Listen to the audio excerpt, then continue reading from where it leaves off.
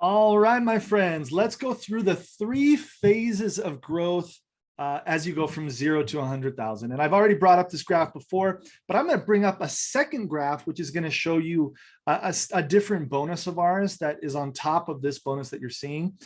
And I want to share with you some insights. Okay. Now, phase one, 0 to 1,000 each month. Phase two, 1,000 to 10,000. Phase three, 10,000 to 100,000. Now, we've done this ourselves, but I also want you to know we have over 100 people on our team currently earning a six-figure income or greater. Okay, that's 100 people who are, at the very top end of phase two, if not well into phase three, and some people who are earning almost as much as we are on our team. One or two people who are earning as much as we are. Okay, so we've done this. We've helped people do this, and I want to help you get through a couple traps. First of all, phase one is really about mastering those skills, right? Mastering skills and plugging into systems. And I'm going to give you a couple examples of systems and other modules, but really it's plug and play. You're not inventing, you're not an inventor. Okay, in phase one, you can become an inventor in phase three if you choose. Even then, I don't usually recommend it. But phase one, no way, you're not an inventor. Okay, you're in personal production mode. Now, what I want to show you through these three phases is really, you'll notice that in phase two, my wife and I, we stayed in this phase for let's see, it would have been 4 years. Okay, 4 years that we stayed pretty much plateaued, right? And not plateaued in a bad place. Like, we were earning a full-time income, and what the average person here in the United States makes as a family, we were making that in phase two. We were doing well for ourselves. We took 2 years to live by the beach in South Carolina. But you'll notice that there's not the same kind of growth that you're seeing during our phase three. Like, look at what's happened in just the last couple years of our income growth. Right. And actually there's another year after this, which is when we've now reached up to 100,000. But this is the screenshot I had, and I think it's kind of pretty the way it kind of shows you the long term here. And it takes you all the way to our first month of reaching the top rank in our company. Okay. Now, what I really want to help you avoid in this module is what kept us in this second phase for so long. And this is a phase that a lot of you are in right now, and you've maybe been there for a long time. So let me layer on top of this another graph here. So what you're looking at here, in the middle, you have our monthly earnings, like I mentioned, every single month for the first 7.5 years in our network marketing business. Below, you have every single week over the same period of time. Okay. And every single week, we earn a separate bonus, which is like our fast start bonus. Now, for us in our compensation plan, this is a bonus that's based off of our personal recruits, and then who our personal recruits are bringing in as customers, and then who those people. So it's 3 levels of pay of brand new customers. Okay, and it's paid out weekly. So, and then we have other bonuses that make up what you're seeing in the middle graph, the monthly graph.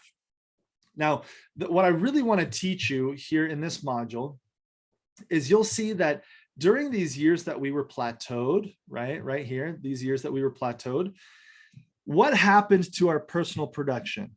Okay, and this is total transparency. I'm going to talk bad about myself for a minute so you guys can avoid this, right? And it really started like right here. So if you look at these years, like we had one big spike right here, but the general trend you'll see was a decline, right? And this means a decline in personal production. Okay, in our personal signups, people that we're personally bringing on as customers or distributors in our business, right? And you'll see that really it's directly connected with the plateau. And what we call this is management mode. So what happened is we were a couple of years into the business. We felt like we had talked to everybody we knew, and we had some people who were building on our team. And so we started to just support them, right? Which you have to do. It's really important. But we spent all our time doing mentoring sessions one-on-one, doing team calls, making cool PowerPoints for our team calls. We were out there teaching at like leadership events, inspiring people with our story, this young couple who achieved success. But our personal enrollments, you can see from this graph, which is an earnings based on our personal enrollments and our personal recruits' personal enrollments, drastically went down, right? Where we were signing up a couple people a month, where in the beginning years, we were hustling, we were bringing in a bunch of new customers, right? And you'll see that when you break down the numbers here, this only shifted for us. Let me clear this now and make it a little prettier for you. But this only shifted when we got back into personal production. So right here is when we started to really personally produce again. And there's a lag. So this lag, like this area right here, I don't know if you can see this. I guess I could change the color here for you. This area right here, when we started to enter into rapid growth again, that came right after a 6-month phase of us in personal production. So if you get into management mode and you stop personally producing, stop bringing in personal new signups and customers, you're going to see a lag, but you're going to see that things are going to really slow down, or you're going to plateau. Now, if you're in a company that has great products, then plateaus are okay. Like, you can choose to plateau if you want. Like, we were making a great income during these 4 years, but our desire was to see this growth, right? And so the lesson here is you always need to stay in production, in personal production mode. Do not let yourself overly manage your team. Okay. You can realistically support your team to the level that you need to with, I'd say, I don't know, 5 to 10 hours a week is plenty for you to manage your team.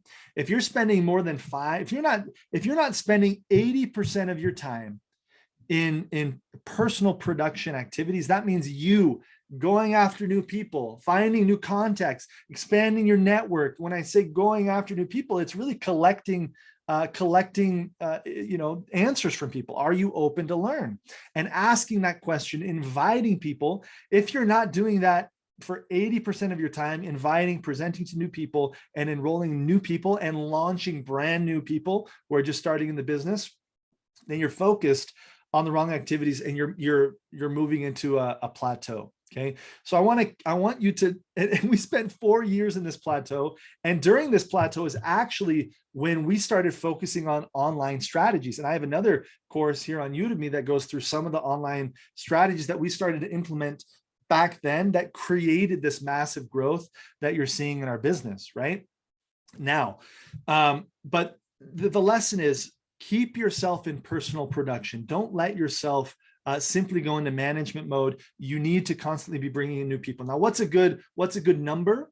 Now, for me personally, my personal goal every single month is 10 new customers, right? And some of those are going to become distributors. Some of them will sign up as distributors. But my minimum, that's like my minimum. When I say my goal, that's not my goal. That's like my minimum. Meaning, if I don't bring in 10 new people each month, I get sad, like I get depressed. I think, oh, we're going to go into another plateau, right?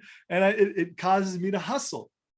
Now, we're not top enrollers. There's people out there who sign up way more people than we do on a monthly basis, but that's my minimum. And then we are really good at developing people. Like, we are really good at pouring our time, our energy, and our resources into helping somebody develop and become an independent leader.